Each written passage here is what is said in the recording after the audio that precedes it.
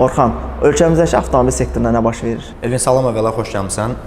Avtomobil sektorunun dəyişdiyi dəqiqdir, bir mənalı şəkildə bunu heç şübhəsiz hamı görür, hamı izləyir. İllərdir ölkəmizdə avtomobil axınına şahid oluruq da. 2000-ci illərin əvvəllərində bu Mercedes E-Class, C-Class idi, hansı ki bizim sürücülər bu avtomobilləri gətirdilər və həqiqətən bu avtomobillər özünü çox yaxşı doğrultdu. Daha sonra biz Toyota Prius axını gördük ölkədə, hansı ki hibrid avtomobillərin ilk belə deyək, öncüllərindən idi, xüsusilə taksi sferası. Bunun yanında Amerika bazarından bizə həmişə ikinci əl qəzalı avtomobillər gəlib, Mercedes, BMW. Eyni zamanda son illərdə Koreyanın daxili bazarından dizel mühərrikli avtomobillər, xüsusilə Hyundai Kia bilirsiniz, çox sürətli şəkildə gəlməyə başladı. İndiki sferada hamımızın gördüyü, bildiyi aktual mövzu Çin bazarıdır. Ölkəmiz Çin avtomobillərinin, belə deyək, hücumuna məruz qalıb desək yalan olmarıq. Kütləvi bir axın var, ucuz, baha, fərqli segmentlər, böyük zavod məhsulları, startaplar, heç fərqi yoxdur. Ölkəmizdə dəhşətli Çin avtomobillərinin sayı çoxalmağa başlayıb və bu təbii ki dəyişikliyə gətirib çıxarır. Yəni artıq bazar dəyişir, avtomobillər dəyişir, sürücülər dəyişir. Yəni zamanla bu dəyişiklik düşünürəm öz yerini biraz alacaq. Bir də burada qərarlar var. Təbii ki bu prosesi sürətləndirir. Dövlətin verdiyi qərarlar. Dövlətin verdiyi qərarlar, bəli. İdxal üçün olan hansı ki o yeni avtomobillərdə gömrük rüsumunun azaldılması buna bir mənalı şəkildə təsir edən əsas amildir. Hansı ki avtomobilin qiymətində kifayət qədər fərq edir. Və bu qərar indi 2026-cı ildə bitməlidir. Bilmirik, indi uzanacaq, uzanmayacaq, onu zaman göstərəcək. Amma reallıqdır ki, bu çox böyük bir təsir edir buna. Hibrid avtomobillərin eyni zamanda elektromobil kütləvi gəlmir, amma hibridlər, plug-in hibridlər çox gəlir. Bəs necə oldu ki, insanlar bir zamanlar Hyundai Kia'ya güvənmirdilər, amma bu günləri ondan da qat-qat bahalı olan Çin maşınlarına bu qədər rahatlıqla pul xərcləyə bilirlər. Səncə bunun səbəbi nədir? Elvin, tamamilə düzgün vurğuladın. Bir vaxt Hyundai Kia almırdı bir qism insanlar ki, Koreya maşınıdır. Bir Mercedes deyil, bir Toyota deyil, Yapon deyil, Alman deyil. Bugün artıq Hyundai Kia'nın da modellərində qiymətlər onsa kifayət qədər yüksəkdir. Yəni son nəsil Hyundai Kia'lar hətta bir çox insan üçün əl çatmaz, yəni. Artıq o tendensiya qırılıb. Çünki avtomobillər özünü sübut elədi və bugün Azərbaycanda kifayət qədər bazar payı var. İndi də eyni aqibəti Çin avtomobilləri yaşayır. Və hətta mən deyərdim, bunun Çin avtomobillərindəki olan sürətli yön dəyişdirmə Hyundai Kia nisbətdə daha sürətlidir. Belə. Çünki insanlar Hyundai Kia bir xeyli vaxt aldı özünü sübut eləmək üçün. Amma Çinlilərə cəmi 3 il bəs elədi, yəni. 2022-ci ildə falan başlanmışdı bu proses. 2025-ci ildə artıq mən heç vaxt Çin maşını almaram deyən adamlar Çin maşını alır. Yəni biz bilirsiniz, avtomobillərə xidmət üzrə fəaliyyət göstəririk. Gündəlik bir çox sürücü, onlarla sürücü ilə mən söhbət edirəm. Yəni mən Çin maşınına pul vermərəm deyən adamların əksəriyyəti Çin avtomobilləri alır. Bu videodan ümumiyyətlə bir haşiyə çıxın qırağa. Çin avtomobillərinin təbliğatı və s. getmir. Burada düz başa düşülsün. Biz avtomobil satmırıq. Avtomobil satışı ilə məşğul deyilik. Amma bu reallıq var ki, insanlar artıq güvənməyə başlayıb. Yəni bir də burada şey də çox önəmlidir. İnternet dövrüdür. Həqiqətən, yəni əvvəlki kimi bilgi qapalı deyil. Əl çatmaz deyil bilgi. Yəni sosial media dövrüdür, internet dövrüdür. Avtomobillər sürülür, Avropada satışları var, kifayət qədər satış rəqəmlərinə satırlar. Bir də həqiqətən müqayisədə qiymət və sair faktorlar çox önəmlidir. Yəni Çin maşınlarına yönəlmə buna görə əsas amil qiymətdir. Keçən dəfə mən sizin servisdə olanda, servisdə olan bir avtomobilin, qulluqda olan bir avtomobilin altına baxmaq şansı əldə elədim. Adını çəkməyəcəm hansı markada, amma o markanın altında yəni nəyə görə bu maşının bu qədər ucuz olmasının əsaslı səbəblərini gördüm. Yəni çox həqiqətən çox askı sistemində hər tərəfdə bir dənə qol var. Maşının yol tutuşu, maşın yüksək sürətdə ani manevr ehtiyacı olsa o avtomobil yəqin ki qəzaya səbəb olacaq. Yəni bu da artıq insanların bir növ, mən düşünürəm ki bu biraz insanların araşdırmadan pul yatırmasıdır. Ucuz. İkinci bir səbəb yoxdur. Burada bir mənalı səbəb, söhbət ucuz avtomobillərdən gedir. Heç bir kriteriyası yoxdur, ucuzdur. O qiymətə 0 kilometr yeni avtomobil yoxdur.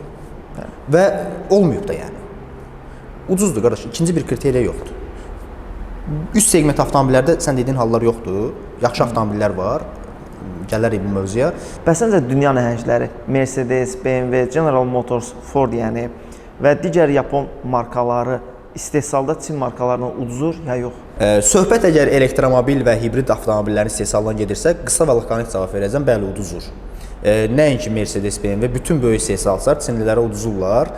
Burada bəzən insanlar bizim demək istədiklərimizi yanlış anlayırlar. Biz demirik Mercedes Çinlidən pis maşın düzəldir və ya hər hansı bir Çin markası Mercedesdən daha yaxşı markadır. Biz illərdir nə görürük? Bütün böyük markalar elektromobillərə fokus olmuşdular. Elektromobillərin istehsalı üçün xüsusi platformalar, hətta bir çox istehsalçılar deyirdi, biz 2030-cu ildə daxili yanma mərcini yığışdıracağıq, ancaq elektromobilə keçəcəyik. Mercedes yeni bir platformanın üzərində işləyirdi, EQC, EQS modellər buraxırdı. Son illərdə nə oldusa, 1-2 ildə bu tendensiya dayandı və yeni xəbərlər tirajlamağa başladılar böyük istehsalçılar ki, yox, elektromobillər verilən kilometraj yetmir, ətraf mühit üçün kifayət qədər zərərlidir və s. Burada əsas faktor təbii ki, qiymət amilində Çinlilər uduzmağı idi. Bir də gözdən qaçan məsələ var. Mən bunu bu yaxınlarda öz sosial media hesablarımızda qısa bir video formatında paylaşdım. Mercedes, BMW, Toyota, Honda, Porsche, Volkswagen və s. böyük istehsalçıların ən böyük bazarı həmişə Çin olur. Yəni bu istehsalçılar ən çox maşını Çində satıblar. İndi isə nə baş verir? Çinlilər artıq öz markalarını almağa başlayırlar. Yəni 3 il, 5 il bundan qabağa qədər BYD deyə bir markanı biz tanımırdıq. Yəni həyatımızda yox idi. Çox nadir hallarda 1-2 modelini görürdük. Bu gün dövlət subsidiyaları və s. hesabına Çinli markalar Çindəki böyük bazar payını ələ keçiriblər. Hətta bu bir statistika gördüm. 2020-ci ilə qədər Çin istehsalı markaların öz ölkələrindəki bazar payı cəmi 20% olub. 20-ci ildən bu yana 60%-ə qədər bu yüksəlib. Təsəvvür etsəm bu nə deməkdir? Yəni 40% bazar itirib orada böyük istehsalçılar. Milyonlarla maşın sayı deməkdir. 2 dəfə böyük bir maşın sayı deməkdir və bu nəticə etibarilə bu markaların artıq orada zavod bağlamağına gətirib çıxarır, ixtisarlara gətirib çıxarır. Çünki maşın sata bilmirlər ora. Avropada bir ildə 10 milyon maşın satılırsa bütün Avropa üzrə, Çində həmin rəqəm satılır. Ümumiyyətlə bir şeydə nəzərə almaq lazımdır ki, Çin statistika açıqlayır ki, bu il 200 milyon maşın istehsal edilmişəm və satmışam. Amma onun çox hissəsini öz ölkəsinə satmış olur. Bu da dünyanın ümumiyyətlə avtomobil istehsalçısı və avtomobil ixracatçısı statistikasına təsir edir. Yəni burada bir növ Çin dünya bazarını aldatmış olur. Yəni öz daxili bazarına çox ucuz qiymətlərə avtomobil satdığına görə dünya statistikasını qaldırmış olur bir növ. Yəni insanlar düşünürlər ki, Çin artıq 200 milyon maşın satıbsa, bu artıq keyfiyyətli maşındır. Bəs bu statistikanın özünün belə aldadılmağı səncə doğrudurmu? Çinlilər tək statistikada yox, başqa rəqəmlərdə də aldadır adətən. Hansı ki, o elektromobillərdə yürüyüş məsafəsini falan bilirsən də 500 yazılır, 300 gedir və s. kimidir. Orada öz standartları var. Məsələ Çinlilərin statistikanı qaldırmağı deyil ki, tutaq ki, biz nə demək istəyirsən, mən səni tam başa düşdüm. Tutaq ki, X bir marka satış rəqəmlərində 10 milyon avtomobil satıb. Hara satıb? Onu Çinə satıb. Burada ümumi götürəndə əsas demək istədiyimiz mövzu böyük istehsalçıların Çində avtomobil sata bilməməkləridir. Yəni onların ən böyük bazarı həmişə Çin olub. İndi həmin istehsalçılar Çinə maşın sata bilmir. Buna görə də bir çox xəbərləri görürük də. Volkswagen zavod bağlayır, filan qədər işçini ixtisara salır, elektromobillərin istehsalı dayanır, Mercedes EQC seriyasını saxlayır və s. və s. və s. Burada əsas rəqəm Çinin öz istehsalçılarına verdiyi subsidiya və həmin subsidiyanın hesabına Çinli istehsalçıların artıq kifayət qədər yaxşı rəqəmlərdə maşın satmaqlarıdır. Bəs sən bu avtomobillər haqqında nə düşünürsən? Yəni ümumiyyətlə insanlara, izləyicilərimizə daha doğrusu bu avtomobili almağı tövsiyə eləyirsən, alsınlar ya almasınlar və yaxud da bir müddət gözləsinlər, daha sonra alarlar? Buna cavab vermək belə çətindir sözünüzü. Bu bizdə adətən bilirsən də, biz bir söz deyəndə insanlar o dəqiqə yönləndirmə başa düşür bunu ki, hətta mənim bir videom var bu mövzu barəsində. Mən 5 avtomobil sıralamışdım. Həmin videodan bir neçə şəxs sonra bizim servisə gəldi ki, mən o videoya baxıb özüm avtomobil almışam. Əslində yaxşı bir şeydir. İnsanlar sənin sözünə güvənir, etibar edir. Yəni burada bir inam mexanizmi işləyir, amma biraz da məsuliyyət insana yüklənir ki, yəni mən insan maddi vəsait xərcləyir buna. Mən deyim get maşın al, sonra hər hansı bir sıxıntı yaşasın. Mənə birbaşa heç nə deməyəcəm. Mən azından düşünəcək ki, bəs Orxan demişdi, aldım, bu da belə oldu və s. Biraz məsuliyyətli məsələdir. Yaxşı maşınlar var, Çin istehsalı yaxşı maşınlar var, markaların yaxşı modelləri var, eyni zamanda uğursuz modellər var. Bayaq məsələn sən dediyin misal çəkdin, elə modellər çoxdur, hansı ki, bir də bir məsələ var elmin. Bizim bir çox insan sürücülərimiz maşınların niyə aldıqlarını tam olaraq bilmirlər. Niyə bu maşını seçdiklərini tam olaraq bilmirlər. Tutaq ki da X bir şəxs plug-in hibrid alır, aylarla benzin tökmədən elektromobil kimi istifadə edir və ya tərsi, aylarla benzin töküb heç vaxt şarja qoymur, sürür, daxili yanma mərkəzli avtomobil kimi idarə edir. Yəni niyə plug-in hibrid almırsan da? Yəni bu əşyanın təbiətinə ziddir də. Yəni burada məntiq xətası var da. Yəni əgər biz bu maşına bir dəfə bir hadisə oldu, bir müştəri zəng elədi, bəlkə də indi videoya baxacaq, bilmirəm. Dedi ki, maşında bəs servisdə xidmət görüb, uşaqlar cavab verib telefon ki, bəs sizdə xidmət almışam avtomobildən, maşında yağın işığı yanır, plug-in hibrid bir avtomobildir. Uşaqlar deyib şəklini çəkət baxaq, bəs sürmə filan. Nəz belədən söhbət edib baxırıq ki, injektor, check engine işığıdır. Ümumiyyətlə yağın işığı deyil də. Deyir ki, bəs yanacaqla bağlı olan məsələ ola bilər. Fəzə deyir, ola bilməz axı şey. Mən 7 aydır bu maşına heç vaxt yanacaq tökməmişəm. Yəni maşının yanacaq çənində olan yanacaqla heç vaxt üzərinə yanacaq əlavə olunmur. Ancaq elektromobil kimi şarja taxılıb sürülüb. Ümumi olaraq desəm, yaxşı maşınlar var, bəli. Konkret olaraq böyük zavodların qlobal əsas nüansı nədir burada? Daxili bazar maşını ilə qlobal versiya maşınları ayırmaq lazımdır. Düşünürəm, qlobala çıxışı olan avtomobilləri almaq olar. Yəni rəsmi servis nəzərdə tutursam, böyük Çin avtomobillər, Çin istehsalçılarının Azərbaycanda rəsmi servisləri də var. Həqiqi rəsmi servis nəzərdə tuturam. Həqiqi rəsmi servis, bəli. Əgər rəsmi servis mexanizmi işləyirsə, rəsmi servis bu ümumiyyətlə biraz geniş mövzu. Bu haqda bir dəfə video çəkərik. Ümumiyyətlə rəsmi servis necə olmalıdır və s. Bazarda olan dəyişikliklərdən sonra servis sektorunda, yəni sən daha çox servis sektorundasan, yaralı yerlərindən biridir bilirəm. Burada vəziyyət necədir? Ümumiyyətlə inkişaf sezirsən, inkişaf hiss edirsən, yoxsa əksinə geriləmə hiss edirsən? İnkişaf olduğu dəqiqdir. Servislər gözəlləşir. Çox sevinirəm, həqiqətən çox xoşuma gəlir. Bunu birbaşa heç kim mənim özümə deməsə də, biraz təvazökarlıq eləməyəcəm bu mövzuda, yalan olmasın. İndikator avtodan sonra servislər səliqəli olmağa başlayıb, gözəlləşməyə başlayıb. Hətta bizim bir filialdan sonra bütün ərazi təmirə başlayıb. Yaxşı bir şeydir, çox qəşəng bir şeydir. İnsanlar xidmət üçün pul ödəyirsə, həqiqi xidmət almalıdır. Yəni biz yanaşmam necədir? Bir insan gəlir bizim servisə xidmət üçün pul ödəyirsə, ona ən yaxşı formada, ən düzgün formada xidmət göstərməliyik. Ona həmin o üstünlüyümüzü hiss elətdirməliyik də. Bu çox yaxşı bir inkişaf olduğu dəqiqdir. İnkişafla yanaşı geriləmə də var. Maşınlar dəyişir, servislər gözəlləşir, avadanlıqlar və s. yenilənir. Bu gün artıq Azərbaycanda söhbət yağ dəyişmə servislərindən və ya mini təmir, TO dediyimiz işləri görən servislərdən söhbət gedirsə, avadanlıqlar və s. hər şey gözəlləşir. Beyinlərdə biraz geriləmə var. Çox təəssüf ki, çox qəribə beyinlər çıxmağa başlayıb. Sosial media dövrüdür. Sosial mediada kütləyə çıxmaq çox rahatdır, əvvəlki kimi deyil. Müəyyən platformalarda, məsələn, əvvəl ödənişli reklamlar qoyub çıxa bilmədiyin rəqəmlərə bugün bir platformada, bir internet, bir telefon bəs edir ki, böyük kütlələrə çıxa biləsən və nə gəldi danışasan.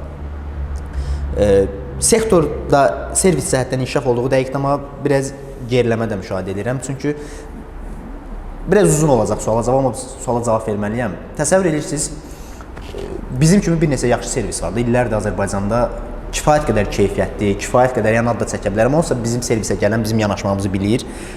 Bu sektorda olanlar da hamı mənim üslubumu demək olar bilir də. Mən necə yanaşıram insanlara, servislərə, rəqiblərə.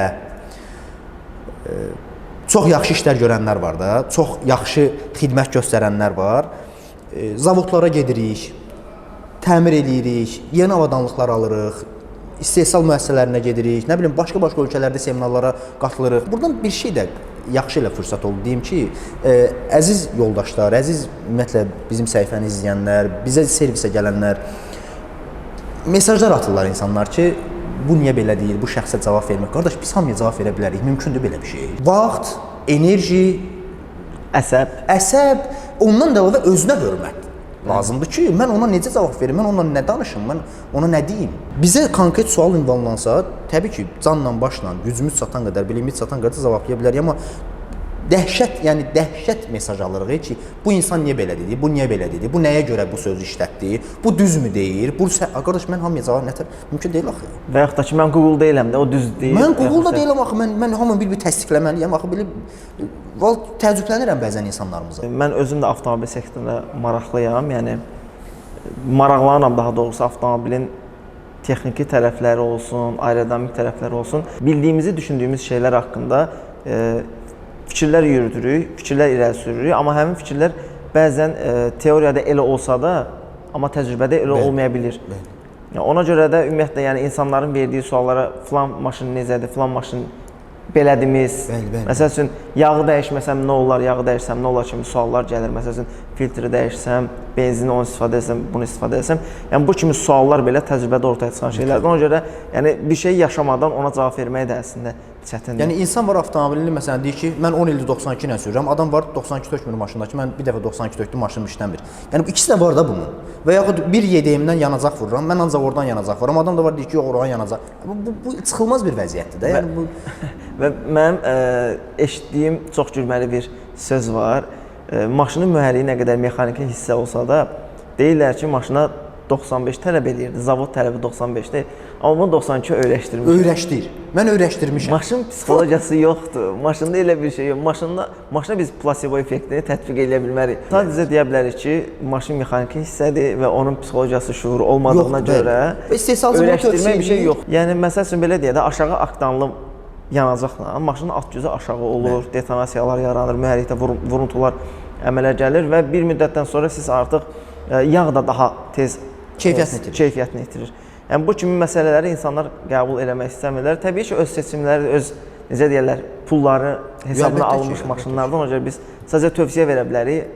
Mən bir də ümumiyyətlə bu avtomobil sektorunda, bu xidmət sektorunda işin çox aşağı səviyyə çəkilməyinin çox əleyhinəyəm. Yəni yenə deyirəm, bununla mübarizə aparıram. Qardaş, avtomobillərə xidmət ciddi işdir. Avtomobillər kifayət qədər yüksək məbləğlərə əldə olunan vasitələrdir. Yəni buna xidmətə ciddi olmalıdır. Bununla ciddi şəxslər məşğul olmalıdır. Ustalar da ciddi olmalıdır. Servisin özü də ciddi olmalı. Tökülən məhsullar, istifadə olunan məhsullar keyfiyyətli olmalıdır. Yəni bu şey insan 100 min manatlıq bir avtomobilə sən lağlağı ilə xidmət göstərə bilərsən. Təbii ki. Yəni bilirsən də mən burada bir işi cılızlaşdırmaq istəmirəm də, reklamların formatlarını bilirsən də, gəl nə bilim köpük şou göstərəcəm, motorxana. Yəni bu deyil də, başa düşürsən, məsələmiz bu olmalı deyil axı. Bu ciddi işdir. Bu təmir tikintidən sonra dünyada ikinci böyük sənaye avtomobil sənayesidir. Yəni bu cür ciddi bir işi sən gətirib aşağı səviyyəyə sala bilməzsən axı. Bu real bir şey, bu mümkün deyil.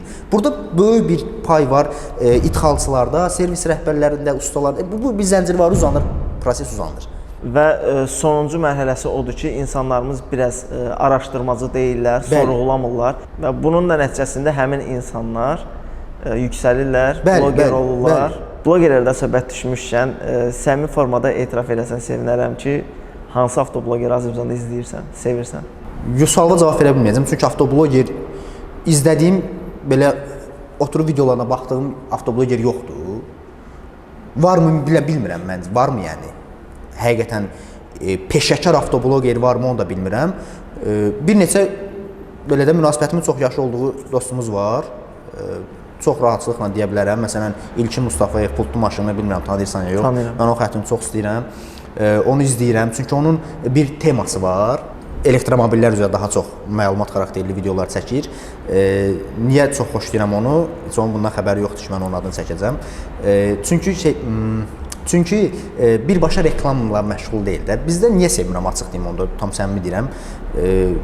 Nə reklam elədiyimizi bəzən bilmirik də. Yəni bəzən reklam xatirinə nə gəldi danışırıq. O da işin ciddiyyətini o deyil də. Yox. Pul olsun deyirsən. Pul olsun da qardaş, pul olsun da. Yəni pul olmalıdır, Elvin. Pul olmalıdır. Biz pul qazanmalıyıq. İnkişaf üçün pul qazanmaq lazımdır qardaş. Mən bu servisi inkişaf etdirmək üçün pul qazanmalıyam ya yox. Yəni belə deyək də bir bloger, bir avtobloger həm avtomobilləri yaxşı bilib, həm kompüterləri yaxşı bilib, həm saatı yaxşı, həm telefonu yaxşı. Yəni adam universal ola bilməz. Bilik sahibi mən də bilirəm. Mən savadlı adamam, savadsız adam deyiləm. Dünya görüşü geniş ola bilərsən. Sən savadsız adam deyilsən. Bizim indikator avtonun müştərilərinin hər birinin kifayət qədər savadı var, kifayət qədər dünya görüşü var ki, bizi seçirlər. Ağı qaradan seçə bilirlər. Və çox yaxşı müştəri kontingentimiz var ki, insanlar elə mövzulardan otursunlar səndən danışsınlar ki, o demək ki, adam onun avtomatik artıq mütəxəssis kimi danışa bilərmi? Yox. Eyni zamanda o işlə məşğul ola bilən adam da maşın ciddi məsələdir. Rul tutdum, getdim. Bunun böyük monitoru var. Əla funksiyaları var. 540 head-up display, sport oturacaqlar o deyil axı. Orxan, ümumiyyətlə avtomobil sektoru çox geniş şaxəli sektor sayılır. Yəni bizim çoxlu debatlarımız, müzakirələrimiz ola bilər. Bu video haqqında düşünürəm ki, bu qədər maarifləndirmə kifayət eləyir. Bəs növbəti videolar haqqında izləyicilərimizə spoiler vermək istəyirsən? Spoiler yox, spoiler verməyim. Bu videoların əsas mahiyyəti nədir, onu deyim. Kimə maraqlı olsa bundan sonraki videolara onsuz da baxacaq. Biz Indikator Avtoservisdə bilirsən avtomobillərə xidmət göstəririk. Bu video biraz olan proseslərə reaksiya vermə videolarıdır.